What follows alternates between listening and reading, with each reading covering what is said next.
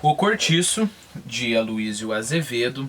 Estamos no capítulo 22. Este é o segundo vídeo. E como a casa comercial de João Romão prosperava igualmente a sua avenida, já lá se não admitia assim qualquer pé rapado. Para entrar era preciso carta de fiança, ou seja, um fiador, e uma recomendação especial. Os preços dos cômodos subiam e muitos dos antigos hóspedes, italianos principalmente, iam, por economia, desertando para o cabeça de gato e sendo substituídos por gente mais limpa. Descrescia também o número das lavadeiras. Decrescia, né? Decrescia também o número das lavadeiras, e a maior parte das casinhas eram ocupadas agora por pequenas famílias de operários, artistas e praticantes de secretaria. O cortiço aristocratizava-se. Havia um alfaiate logo à entrada, homem sério, de suíças, né? Como é que chama isso aqui mesmo? Um outro jeito é... Bom, suíças, mas tem um outro jeito para falar isso daqui, que é a palavra mais comum, né? Essa palavra você não precisa que eu te fale, que é a palavra comum, suíças, aqui. Eu não gosto de esquecer palavra. Ok. Então tinha lá os costeleta. Havia um alfaiate logo à entrada, homem sério de suíças brancas, que cosia na sua máquina entre oficiais, ajudado pela mulher, uma lesboeta cor de nabo, gorda velhusca, né? A imagem é bem nítida assim na cabeça, né? Imagine essa mulher gorda, velhusca, cor de nabo, com um princípio de bigode e cavanhaque, mas extremamente circunspecta. Em seguida, um relojoeiro calvo de óculos que parecia mumificado através da vidraça em que ele, sem mudar de posição, trabalhava da manhã até a tarde.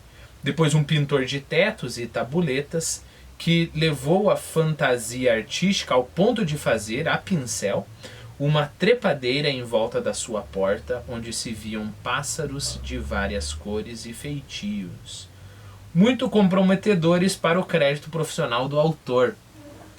Ou seja, olhando aquela pintura ali, você pensa duas vezes em contratar esse pintor, né? Mais adiante, instalara-se um cigarreiro que ocupava nada menos de 3 números na estalagem e tinha 4 filhas e 2 filhos a fabricarem cigarros, e mais 3 operárias que preparavam palha de milho e picavam e desfiavam tabaco. Florinda, metida agora com um despachante de estrada de ferro, voltara para o João Romão e trazia a sua casinha e muito bonito pé de limpeza e arranjo. Interessante ver a romaria, né? A odisseia da Florinda. A gente soube de toda a história dela quando ela encontrou, acho que o Pataca, né, no bar. Então ficou com um, ficou com outro, perdeu a criança, fez isso, fez aquilo. Parece que agora ela assentou na vida.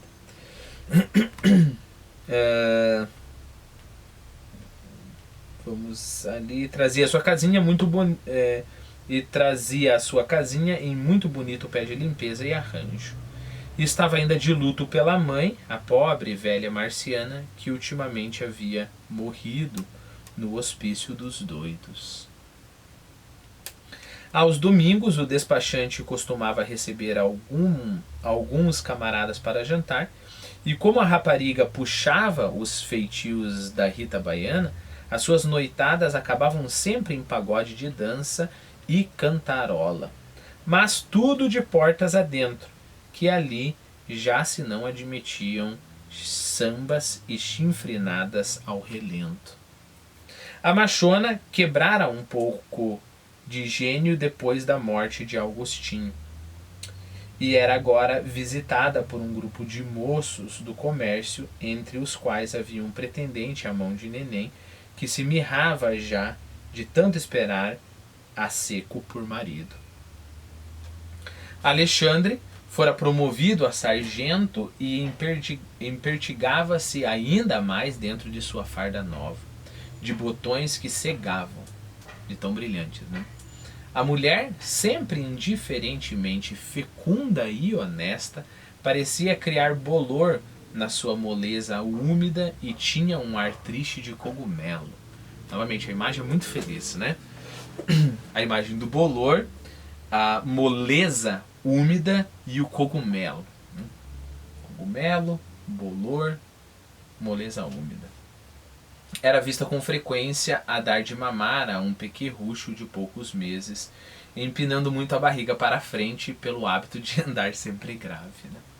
A sua comadre, Leonie, continuava a visitá-la de vez em quando, aturdindo a atual pacatez daquele cenóbio com as suas roupas gritadoras. Cenóbio, não sei se você lembra de cenobita, né? É um tipo de... Então, o cenobita é a pessoa, o cenóbio é um tipo de convento. A gente vai conversar melhor sobre isso quando a gente chegar no final do vídeo. Uma ocasião em que lá fora a Leonie, né, um sábado à tarde, produzira grande alvoroço entre os decanos da estalagem, entre os mais antigos, porque consigo levava Pombinha, que se atirara ao mundo e vivia agora em companhia dela. A gente meio que esperava alguma coisa do tipo. Lembre-se que a Pombinha, lá quando o Bruno foi pedir para que ela escrevesse uma carta, né? A Pombinha já tinha vislumbrado que ela nunca ia respeitar o marido dela, que os homens em geral são todos ridículos, né? O homem basicamente é um pênis, né? É isso que é o homem, né? E por isso ele pode ser dominado tão facilmente, né? Pobre Pombinha. No fim dos seus primeiros 2 anos de casada, já não podia suportar o marido. Todavia, a princípio, para conservar-se mulher honesta, tentou perdoar-lhe a falta de espírito. Perdoar o quê? Ele traiu? Ele batia? Ele era irresponsável? Não, ele tinha falta de espírito. Tem mais. Os gostos rasos e a sua risonha e fadigante palermice de homem sem ideal. Ouviu-lhe resignada as confidências banais nas horas íntimas do matrimônio, atendeu nas suas exigências mesquinhas de ciumento que chora. Então, não só ciumento, mas fraco. Talvez se ela tivesse ali um homem ciumento, mas que tivesse aquele espírito apaixonado, que até batesse, né? Talvez ela respeitasse um pouquinho mais. Mas além de ser ciumento, é fraco, né? Então, ciumento que chora. Tratou-o com toda a solicitude quando ele esteve a decidir quando ele esteve a decidir com uma pneumonite aguda. Procurou afinar em tudo com o pobre rapaz. Não lhe falou nunca em coisas que cheirassem a luxo, a arte, a estética, a originalidade. É isso que faltou ao marido dela. Escondeu a sua mal-educada e natural intuição pelo que é grande ou belo ou arrojado. Parte chave aqui, muito importante pra gente. Esse é um dos descuidos do narrador, né? Descuido no bom sentido. Então, ele mostra que sim, ao grande, ao belo, ao arrojado, à arte, à estética, à beleza, né?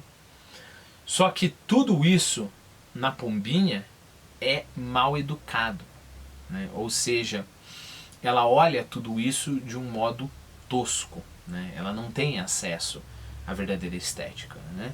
E aí acontece isso, perceba, isso acontece em tudo quanto é lugar, né? A pessoa tem o desejo pelo grande, pelo belo, né? Mas ainda não tem a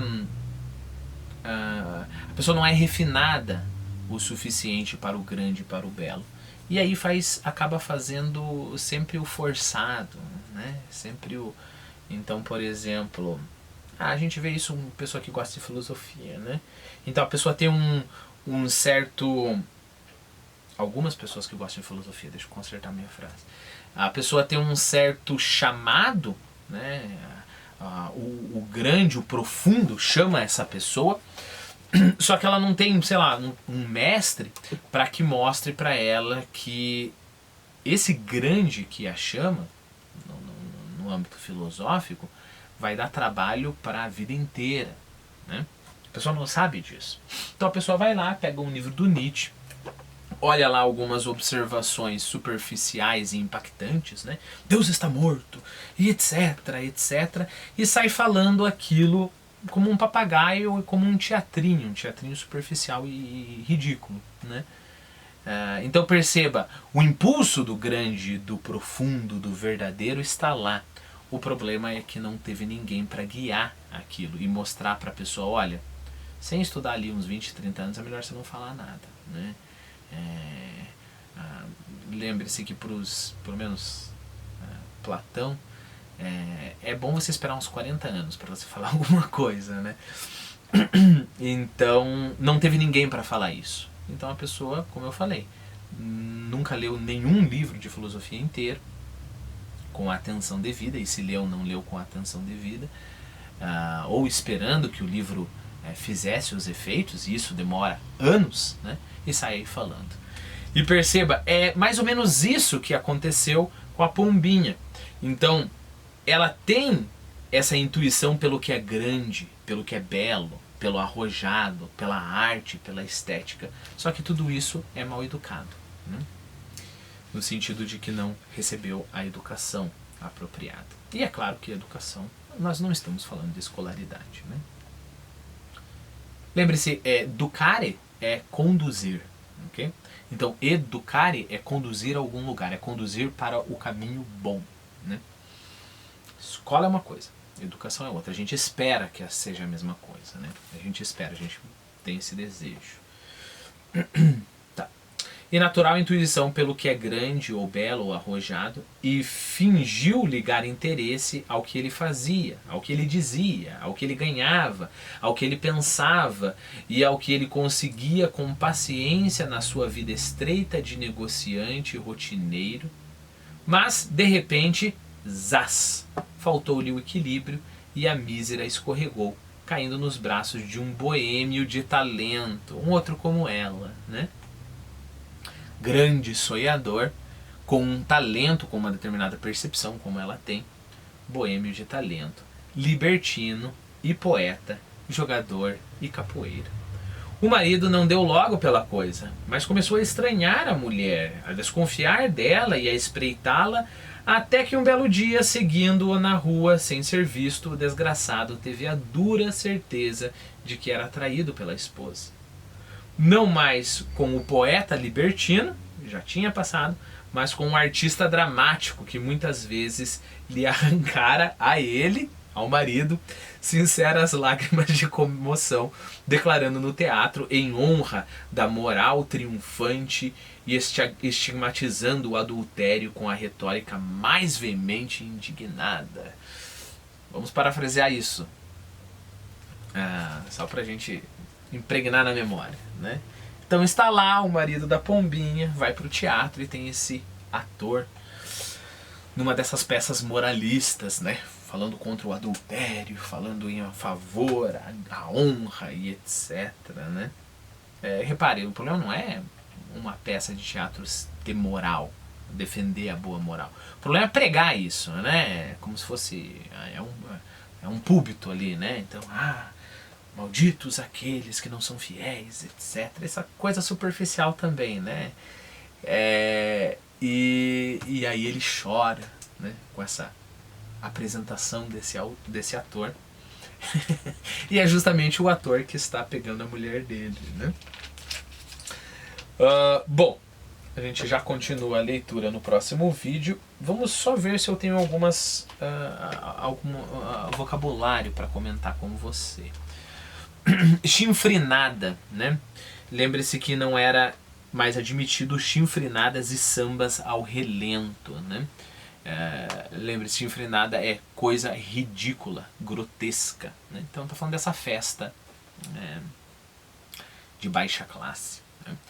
Tanto é que chinfrim é quando é esse livro chinfrim, né, de péssima qualidade, né?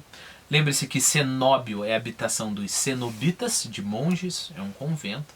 Decano, membro mais antigo de uma instituição, corporação, assembleia, etc. Um outro jeito de falar isso é deão. E daqui a pouco a gente vai explorar o restante das palavras aqui.